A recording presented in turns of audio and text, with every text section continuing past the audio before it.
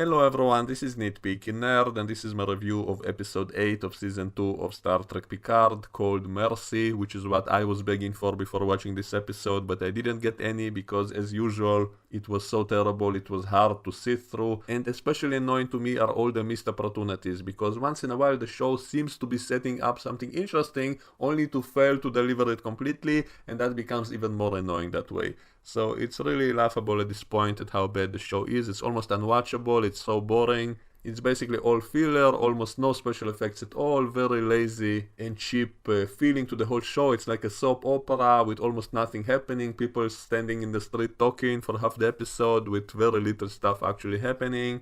And the stuff that does happen doesn't make any sense, it's self-contradictory, it doesn't follow its own continuity, nothing makes any basic sense, as I will explain. So, previously the Borg Queen took over Jurati's body and they're now walking around the city breaking windows to get an endorphin rush because the Borg Queen cannot assimilate anyone without them being happy or something. And now they reveal that she also needs some raw materials to make nanites, which actually does make kind of sense. I don't actually have any problem with this idea. And it's only the execution of it which is kind of funny and laughable. And so it now turns out that Jurati needs to eat batteries in order to have the necessary raw materials to make nanites from. And so she's now literally walking around stealing people's cell phones and eating their batteries and breaking into car engines and taking the batteries of cars and literally eating them. And unfortunately, they don't actually show us how she eats those batteries, how come her teeth are still intact if she's doing that. And I guess the show was too lazy to actually produce a prop which would look like a car battery, which would be eatable, and so she only kind of holds it to her face, but we see she has some oil on her face or something, so they imply she actually physically eats the batteries. And this is kind of funny, and it reminds me of season 1 of Picard when Jurati was handed a tracking device and then suddenly decided to eat it without being told that she needs to do it. And then that Romulan lady tells her, you have to chew it as well, and then Jurati chews that. And so it's funny how repetitive it is that Jurati keeps getting influenced by evil alien villains to do crazy stuff like eating mechanical stuff and killing men, because just like she killed Maddox in the previous season, now she kills that random guy she met in the bar because he couldn't satisfy her. That's actually what they say in the episode, that she didn't satisfy her and that's why she took it out on him and killed him.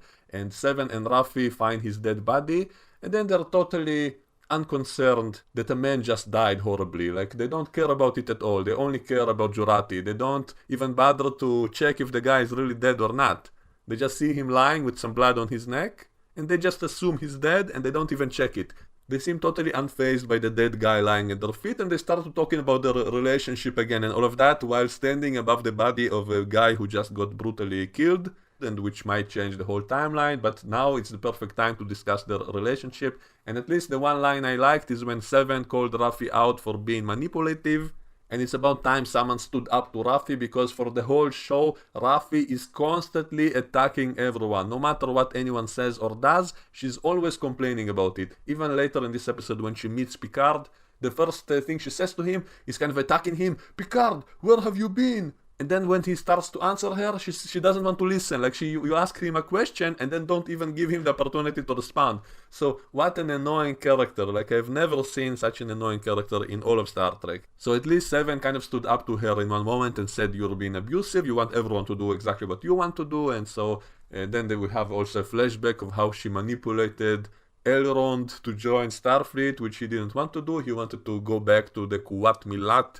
warrior nuns. Even though in season 1 they said he will never be one of us because he's a man and men are not allowed to be in the Kuwat Milat, and yet suddenly he is being allowed in there and wants to go back there, but then Raffi manipulates him into staying in Starfleet, and then he died because of her, and that's why she blames herself. Which doesn't make any sense anyway, because didn't Q bring all of them to the other timeline anyway, so wouldn't he have brought him there anyway, even if he wasn't in Starfleet? I mean, Jurati wasn't in Starfleet and Q also brought her with them to this new timeline, and so what difference would it make? So anyway, nothing makes any sense.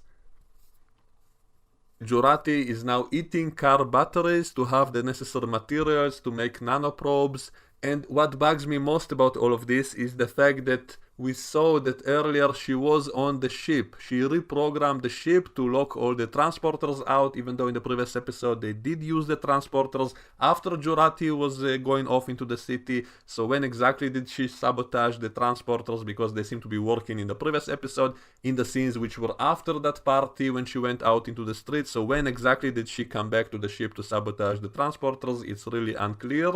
Unless she put it all on a timer. She put the sabotaging program on a timer to activate later for some reason, so that they will be able to use the transporter in those scenes which were after she went into the city in the previous episode. So things don't really make any sense. And what's most annoying is that if she needs those specific materials to make nanoprobes, why didn't she get them in the ship? They have a working replicator in the ship. They use it in this episode when the kid that Rios irresponsibly brought aboard his future spaceship uses the replicator to produce a bunch of cakes which he eats from the replicator. And so if the replicator is working, then why didn't the Borg queen inside Jurati use the replicator when she was on the ship, when she was sabotaging the transporters a few hours earlier? Why didn't she simply replicate the material she needed and ate them on the ship, instead of having to break into car batteries and steal people's cell phones? Are you telling me the replicator is not able to produce those materials? So how come she couldn't get those materials on the rest of the ship? Like, this is a spaceship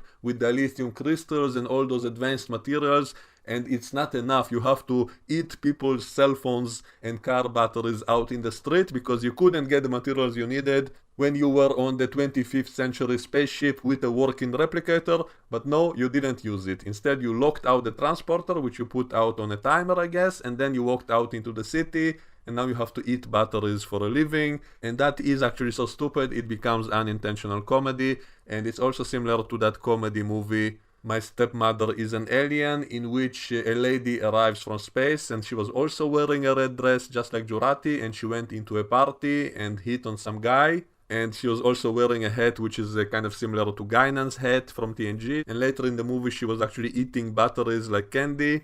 So maybe it helped inspire this episode, or maybe it's an amazing coincidence. Either way, that movie was a comedy, and yet in this show all of these scenes are shown purely seriously, and yet they are comedic in how silly it is, and especially at how illogical it is, because she was just on the spaceship a few hours ago. If she needed those materials, why didn't she get it on the spaceship? And also later in this same episode, she wants to go back to the spaceship to take over the spaceship. So she already was on the spaceship, she already locked out the computer, she could take over the ship by herself already. So why the need to go out to the city to eat car batteries, to later go back to the ship to retake it when she already was in the ship? So nothing makes any sense in the show. So Jurati is out eating car batteries and killing men, just like she killed Maddox in season 1 and got away with it. I'm guessing by the end of this show she will be fixed up and no one will care that she killed some guy back in the 21st century, a guy who might have produced a million offspring who would be important in the future, but it will have no repercussions whatsoever. And no one even cares about that. Seven and Rafi stand over his dead body without even bothering to check if he's actually alive. Maybe they might be able to revive him or something. They don't even try. And they're talking about their relationship above his dead body. And this reminds me of how Seven was kicking off the bodies of dead Romulans off a balcony back in season 1 without any care to it, without any respect to the dead at all. And so it's the same problem here. The immorality of all of this, that no one even cares, no one even seems slightly concerned or disgusted by a dead body, and also that remark that that man couldn't satisfy her, that's why she killed him. So anyway, they're trying to catch Jurati, and it's funny how it's always right around the corner. Like first they found that broken window, they asked that guy in the bar, where did she go? And he says she went right there, and then they go there and find the dead guy lying right there in the street. They hear some noise right around another corner, and they go there, and then they see a bunch of cars which were broken open, and Jurati is eating the car batteries, and then they try to catch Jurati, and they have a phaser, remember? But then Rafi is waiting until the last possible moment to pull out the phaser, and she just tries to talk with Jurati, who is running toward them and jumping toward them, and only in the last moment she takes out the phaser, and then Jurati kicks the phaser, and then she kicks their asses basically, and walks away, because she's not fully the Borg Queen yet. There is still some good in her, some Jurati is still in there. She is able to walk away without killing them. Too bad she didn't do it for that other guy that she killed. She didn't bother to stop the Queen from killing that guy. And meanwhile, Picard and Guinan are still being interrogated by that police officer whose name is Agent Wells. And the missed opportunity with all of this is what's annoying me most about all of this, because this is the same actor who played Lieutenant Duquesne back in the Voyager episode Relativity, which was a time ship with time cops basically protecting the timeline and all of that. So that was such a missed opportunity not to actually make him the same character. And they even named the character Agent Wells, just like H.G. Wells. So it would have been perfect to reveal that he's actually a temporal agent which was sent here to figure out what's going on, and then he might become a part of the team to help them save the timeline or whatever. And so, what a missed opportunity. So it turns out this is just some normal guy from this century who saw some Vulcans when he was a kid. He was walking around in the forest and suddenly saw two Vulcans doing something, and he tried to run away, and then one of the Vulcans mind melded with him, presumably to make him forget, which didn't work, and then they beamed into space right in front of him, which traumatized him for life. And ever since then he's been like Agent Mulder in the X-Files, wanting to prove that aliens are real and no one believes him. And that's why he's so obsessed about figuring out what's going on, and that's why he's interrogating Picard. And the part with the Vulcans annoyed me for a few reasons. First of all, it's yet another missed opportunity, because they could have tied it with that Enterprise episode in which T'Pol's grandmother got stuck on Earth with some other Vulcans and they had to live on Earth for a while before going back. And I guess it's a little problematic with the timeline because that was back in the 50s and this guy doesn't look that old, but they could have aged him up a little bit and said he's 70 something years old, and then it could have fit with the timeline. And they wouldn't even have to bring the same actors back to play those Vulcans, because that whole episode was a story which T'Pol was telling them, and so maybe her grandmother didn't really look exactly like her, even though in this show they always say that all the ancestors look exactly like all their offsprings for multiple generations, which is a silly idea, but I always presumed in that episode of Enterprise it was simply from her imagination, and so those Vulcans wouldn't have to look exactly the same as in that episode. They could simply make them look similar with the same clothes and all of that. And so anyway, that was such a missed opportunity, and it's also a continuity mistake, because I'm pretty sure back in that time period the Vulcans didn't yet have transporter technology, because even their warp drive was relatively new in that time period. I think there was an episode of Deep Space Nine when Quark was back in the 40s, and he said that Vulcans don't yet have warp technology, so it must be brand new in the 50s when that team crashed on Earth. And so how can they have transporter technology already when they just invented warp travel recently? So it doesn't make any sense, and it doesn't fit that Enterprise episode in which we saw in the end of the episode that the other Vulcan ship had to land on the planet to pick them up. It did not transport them from the surface. It had to land and then take off. And so it doesn't fit that these Vulcans already have transporters, and also it doesn't fit that they are using mind melds, because in Enterprise they actually said that the mind meld was taboo for a lot of centuries, and only after the corrupt Vulcan government collapsed in season 4 of Enterprise, that's when the Vulcans re-embraced the teachings of Surak and all of that. So presumably in this time period Vulcans wouldn't be using a mind meld in such a common way. Maybe some Vulcans here and there did know how to do it, but it was like a forbidden, taboo thing that very few Vulcans did. And so all of this again shows how little care they have for the continuity, and this whole story of this guy who got so obsessed with aliens because he saw some Vulcans as a kid is kind of ridiculous. And it also reminds me of that cop from the movie Terminator 5, Terminator Genesis. They had that cop who saw the liquid Terminator back in 84, and then in the future, when he saw Sarah Connor and Kyle Reese appearing from the time travel bubble, he immediately knew it must be them, and then he recognized Sarah Connor even though he only saw her for a few seconds decades ago. Somehow he remembered her, and then he recognized her, and then he knew that something fishy is going on, and no one else believed him, and all of that. So that whole subplot of that cop from Terminator 5 probably inspired this guy here. And the most annoying thing is that all of this is pointless. It doesn't go anywhere. It's all for nothing. It's all filler. So the guy basically lets them go after Picard tells him, we're here to save Earth, and so you must release us. And then he does, just like that guy in Terminator 5 who released Sarah Connor. After she admitted to him she is a time traveler who wants to save humanity, he immediately lets her go. And so the same thing here. After Picard admits that he's from the future and wants to save humanity, that guy immediately agrees to everything. And so this is kind of a very lame and pointless story. Like, what's the point of all of this? And then later Guinan tells that guy that it was his destiny to experience that trauma as a kid. Because of that, he grew up to be the man who lets them go in the future. And I immediately think, wait, but he's also the man who arrested you in the first place. So what do you mean it's his destiny to release you to save the future, but he's the guy who arrested you in the first place? So what's the point of any of this? And it's all in one episode resolution. Like, only in the previous episode he arrested you, now he releases you. So all of this was pointless. You could have skipped all of this stuff and it wouldn't change anything in the bigger story. So what's the point of any of this?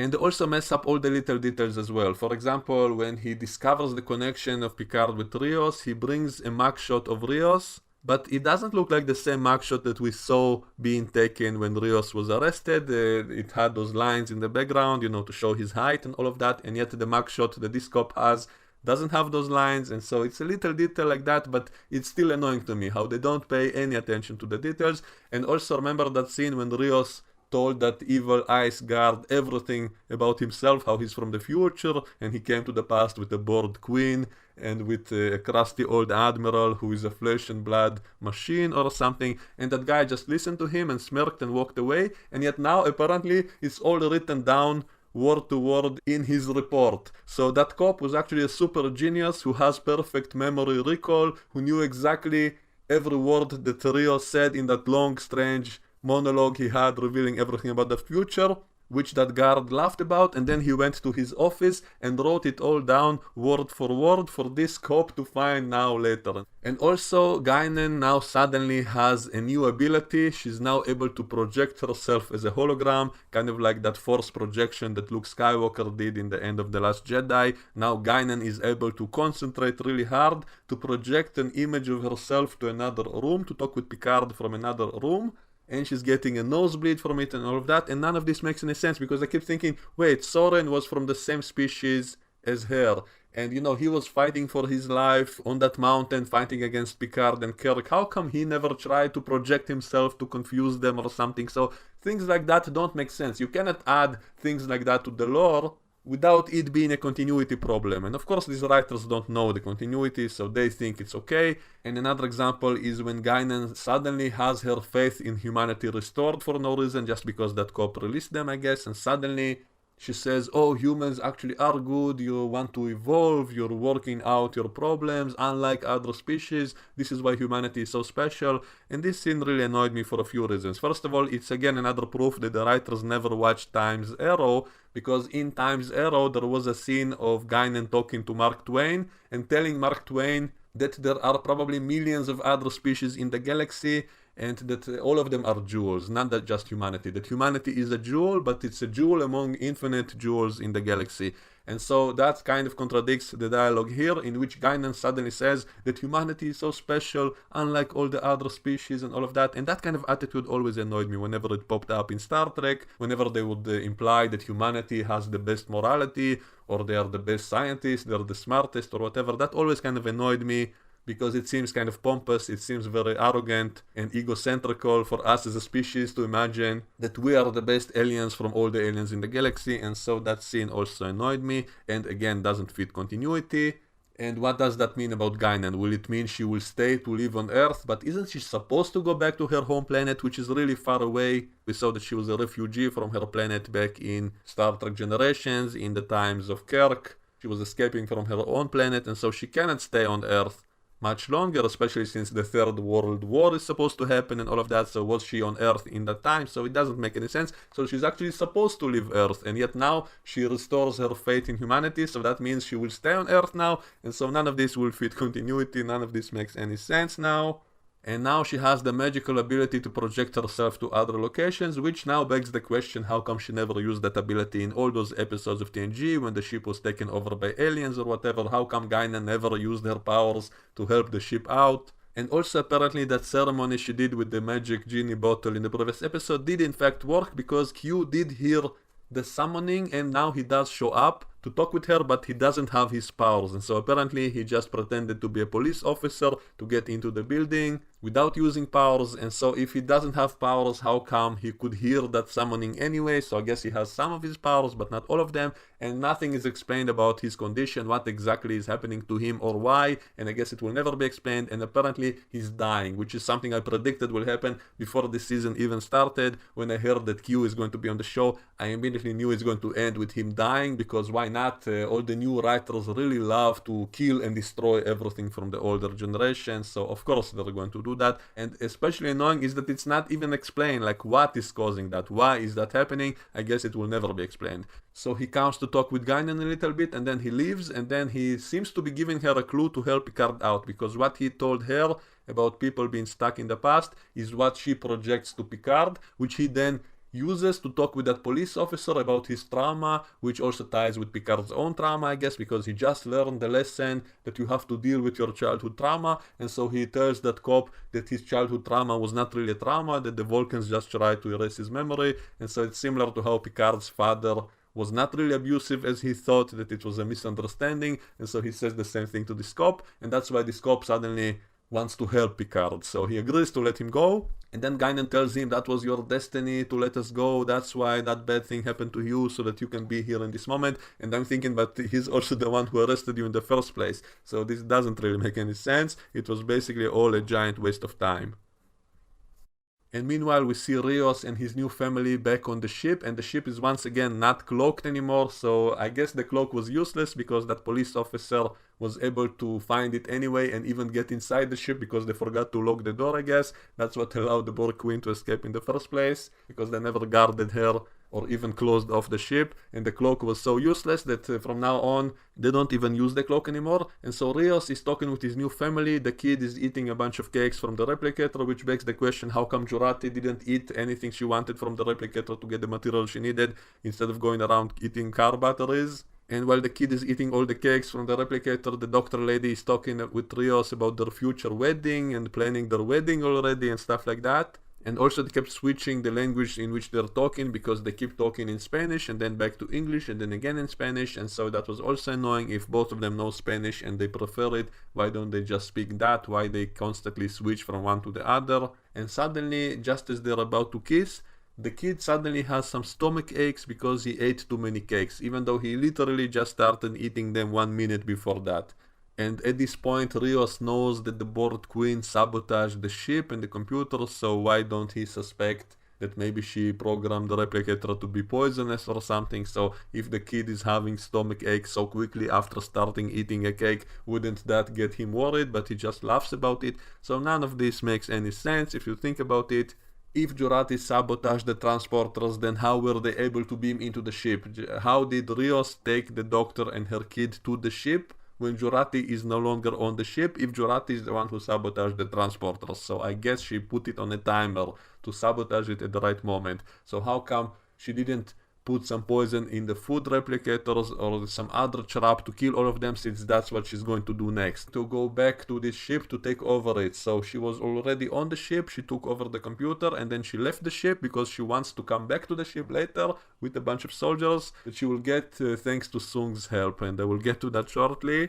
And back to Soong, his daughter found out the truth about him, that he's a mad scientist who created her, and then she put some kind of VR device on her face, which shows her a 3D model of his lab for some reason, and then Q shows up inside that simulation because he planted himself as a living program inside that simulation for some reason, to deliver a message to her, because he somehow knew she's going to put it on. So why not simply phone her or talk with her through the computer or something? No, he waited for her to put that device on her head, because he pre-planted his program into it to tell her the truth about herself, which she knows anyway, and also to let her know that he's sending the cure to her. And just as that program finishes delivering that message to Soji, or Cory, or whatever her name is, right at that moment the package which is sent to her arrives at exactly the moment in which she finishes watching that recording, and then she takes that package and it's the cure.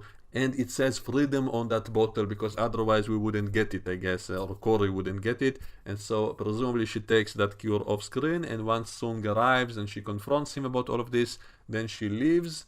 and walks out into the sun, and he's angry about that, but he doesn't do anything to stop her, even though he has, those drones with the force fields and all of that, but he doesn't use any of his gadgets to capture her, and she just walks away somewhere. And then he gets drunk, and then the Borg Queen arrives in his house, and he sees her and asks, am I dreaming? Is this a nightmare? But why would he be saying that when she just looks like a normal woman?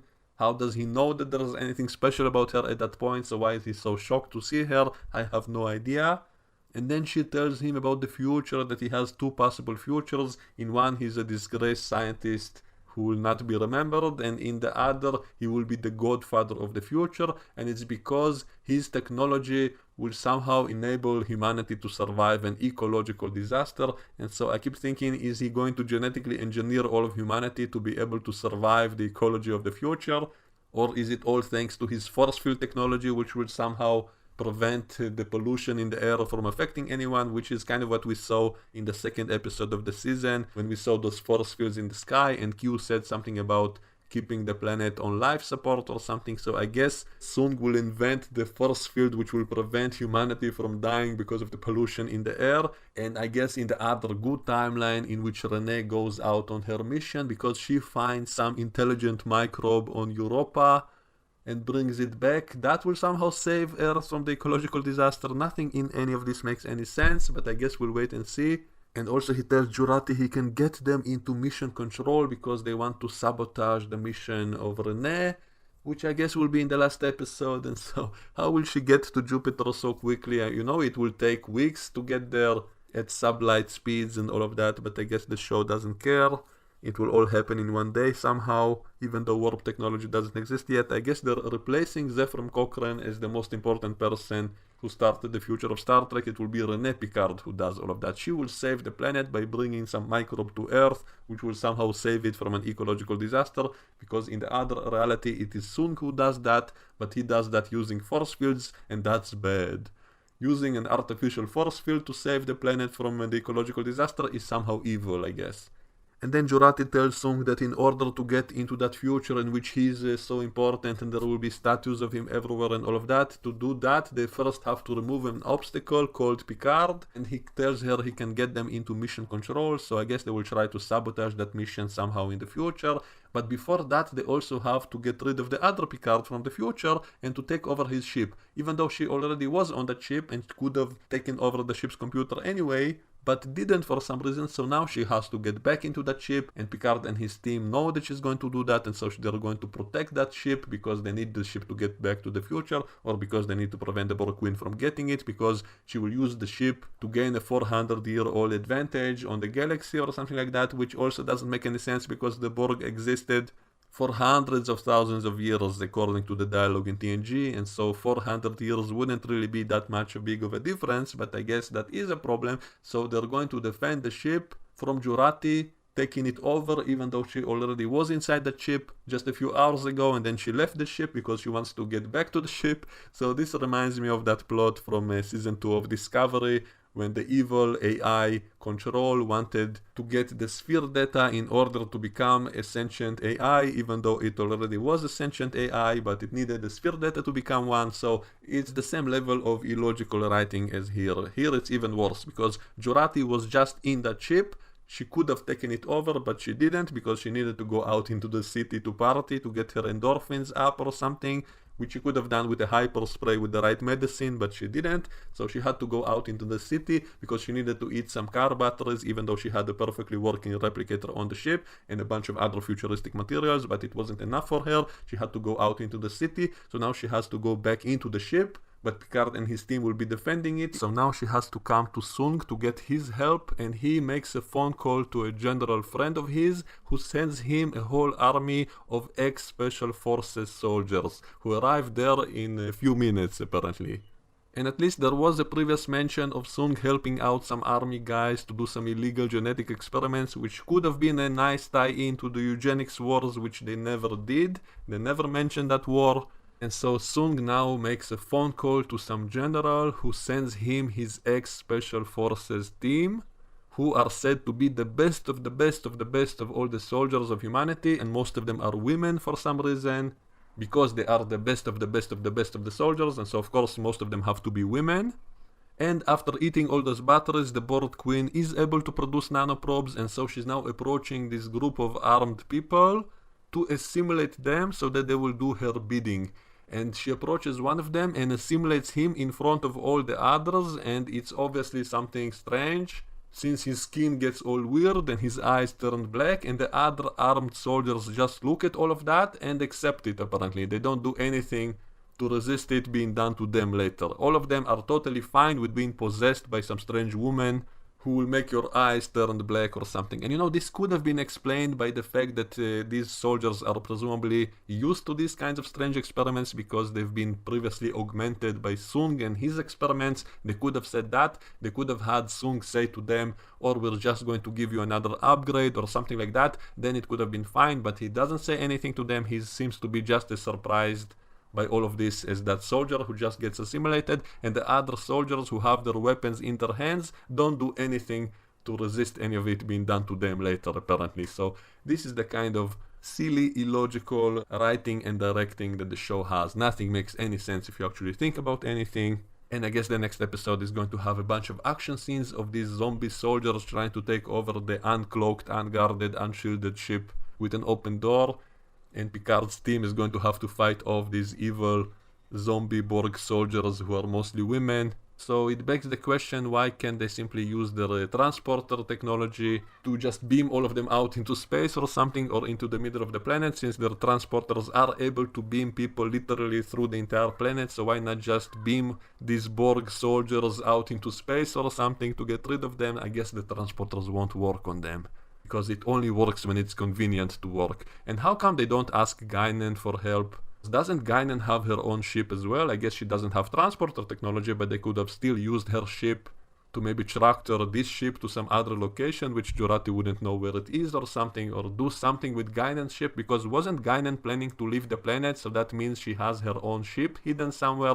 So how come they don't ask her for help? They don't even ask her, do you have your own ship or something? Or maybe she's just waiting to be picked up and she just sent a signal to hitchhike her way out of the planet or something like that. They could have at least asked her if she has a ship that could help them save the whole planet that she now cares about suddenly. So they don't even bother to ask her help. They just say goodbye to her and leave her in her bar. And they do remember that Natleris does have transporter technology. She does have an advanced transporter, which is the same one that Gary 7 used, and that one was able to beam people from 1,000 light years away without any ship in orbit and all of that, and yet that super advanced transporter wouldn't be able to help them just beam all the Borg army out into space or something. So that's all I had to say about it for today. Let me know what you think, and we can discuss all of this in the comments below, and I will see you all next time. Bye bye.